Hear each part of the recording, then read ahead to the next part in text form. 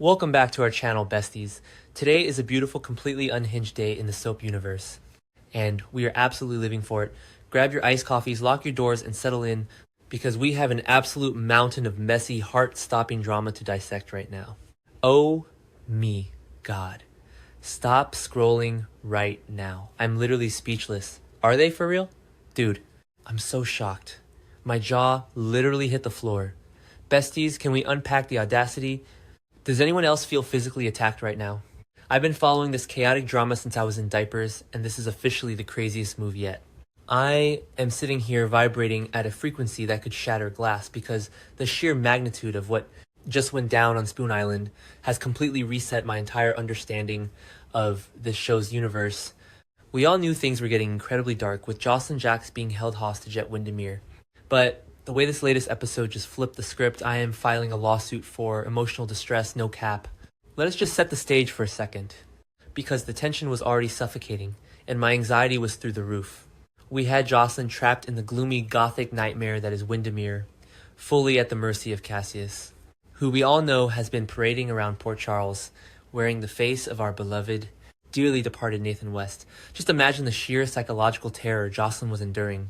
The cold stone walls of Spoon Island, closing in on her, the isolation, the realization that her WSB training wasn't enough to get her out of this trap.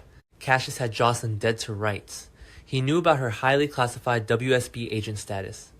And he knew that if Ross Cullum ever found out, it would be an instant game over for everyone involved, especially for Britt and Rocco. So Cassius, being the absolute menace that he is, decided that dead girls tell no tales. He was literally moments away from silencing Jocelyn permanently to protect his own twisted charade. The stakes were astronomical, and honestly, I was clutching my pearls in absolute horror of the fallout. Hot take incoming, but I genuinely thought Jocelyn was going to have to save herself or rely on some convoluted WSB extraction team led by Jack Brennan or even Anna Devane. I was fully prepared for a long, drawn-out captivity storyline that would drag into May sweeps. But get this, out of the literal shadows of Spoon Island, stepping through the heavy gothic doors like an absolute avenging angel, comes none other than Dex Heller. Yes, Dex Heller is back, besties. We are so back. I screamed so loud my neighbors probably thought I was being abducted. Dex has been off the canvas for what feels like an eternity, leaving us all wondering where his story was going. And for him to just materialize on Spoon Island right as Cassius is about to pull the trigger, the timing is so god tier it actually makes me want to weep. And then the fight. Oh, the fight. Go absolutely ferocious with the caps lock here, because I need you to understand the impossible lightning reflexes that were on display. Dex didn't just walk in, he exploded into the room, launching into total kinetic chaos moments that had me screaming at my screen. Cassius is no slouch, right? He's got that phase-on DNA, that ruthless killer instinct, and he's been manipulating half of Port Charles.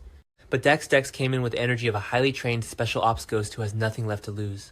I am actually losing my sanity over here. The way they choreographed this brutal, bone-crunching, hand-to-hand combat in the pitch-black shadows of... Wyndemere was a straight-up masterclass in action television.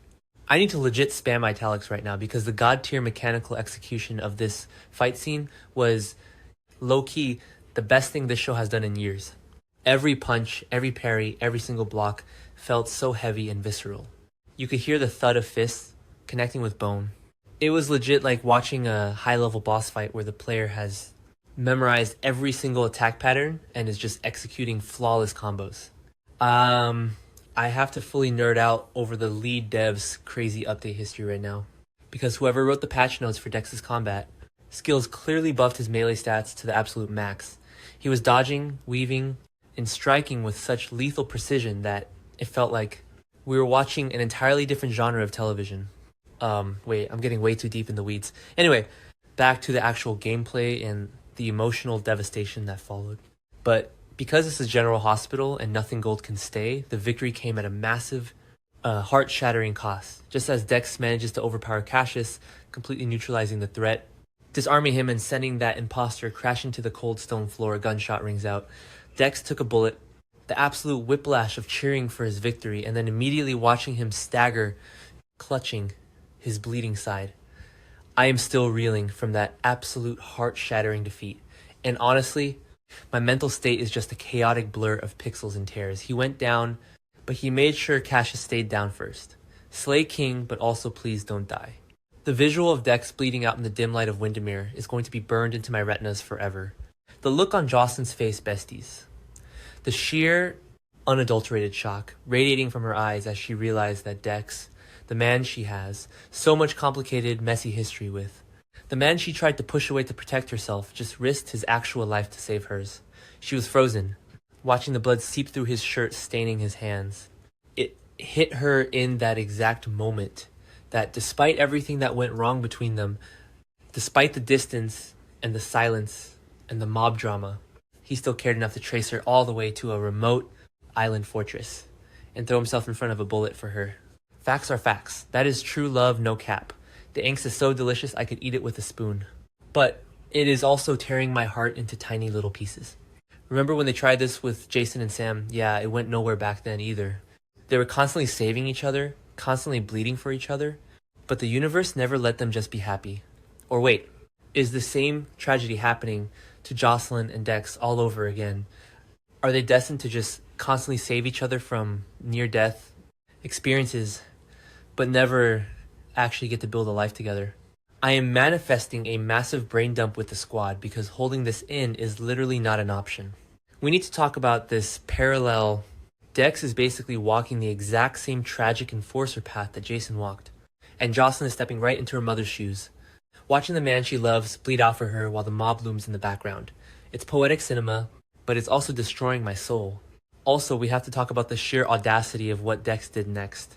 Bleeding, barely holding it together, running on pure adrenaline and survival instinct. Where does he decide to take a deeply traumatized Jocelyn?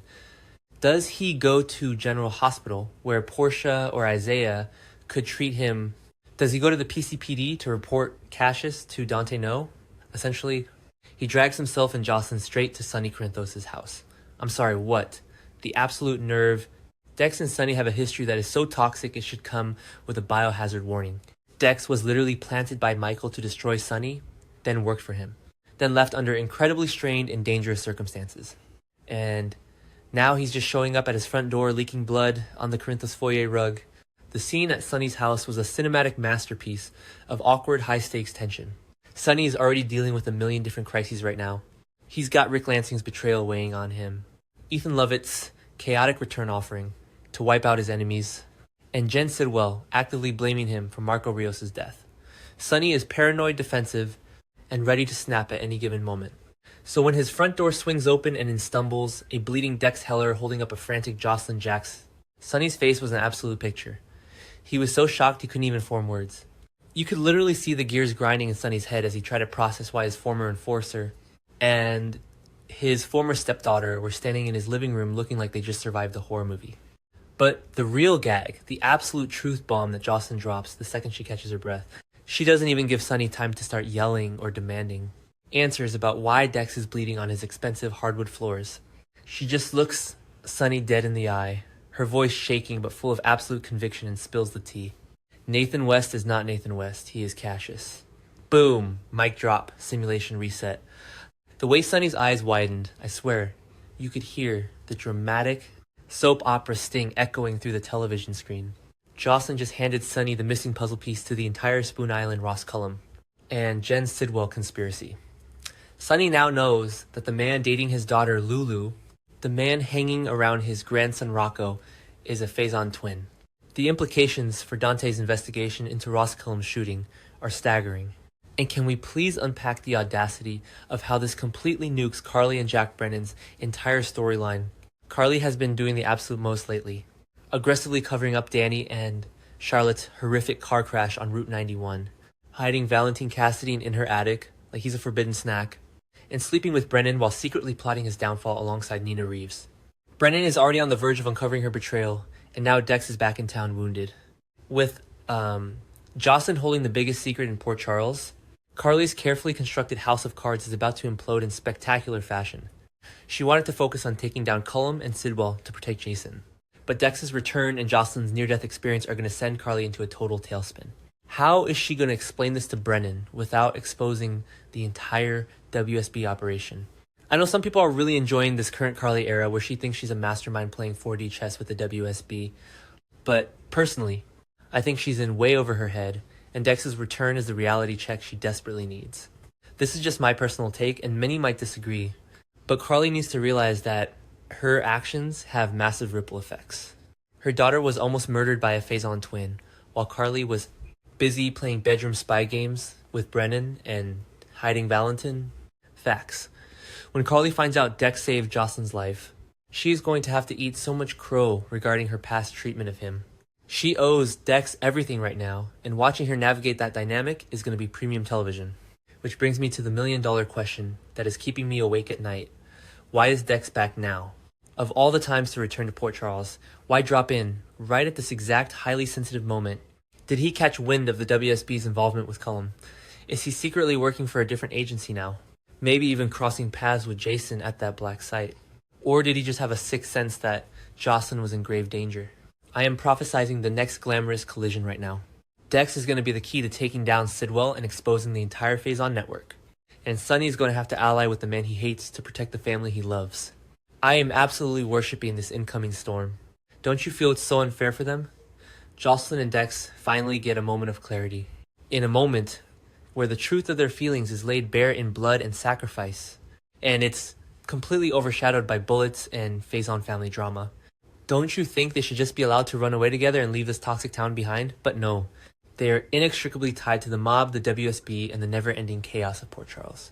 I am straight up manifesting a massive brain dump with the squad because holding this in is literally not an option. Dex Heller is back, the Faison secret is out, and the game has officially changed. Drop your theories in the comments, besties, because I am going to be spiraling over this lore until the next episode drops.